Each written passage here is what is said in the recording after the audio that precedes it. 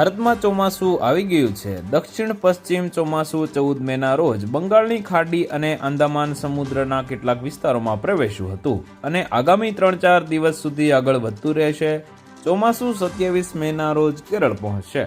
દરમિયાન ભારતીય હવામાન વિભાગે ભારે પવન સાથે ભારે વરસાદની ચેતવણી જાહેર કરી છે। ચક્રવાતી પરિભ્રમણ ઉત્તર આંતરિક કર્ણાટક અને પાડોશના વિસ્તારમાં નીચલા ઉષ્ણકટિબંધીય સ્તરે ફેલાયેલું છે। એક ટ્રફ લાઇન હિમાલય, પશ્ચિમ બંગાળ અને સિક્કિમથી ઉત્તર છત્તીસગઢ થઈને દક્ષિણ પૂર્વ મધ્ય પ્રદેશ સુધી ફેલાયેલી છે।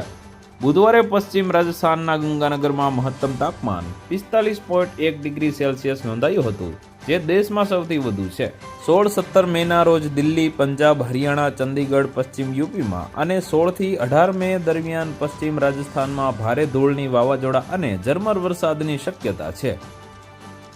તો વધુ માહિતી મેળવવા માટે ચેનલ સાથે જોડાયેલા રહો। વિડીયો પસંદ આવે તો લાઈક કરી દેજો। ચેનલમાં નવા છો તો સબસ્ક્રાઇબ કરી દેજો।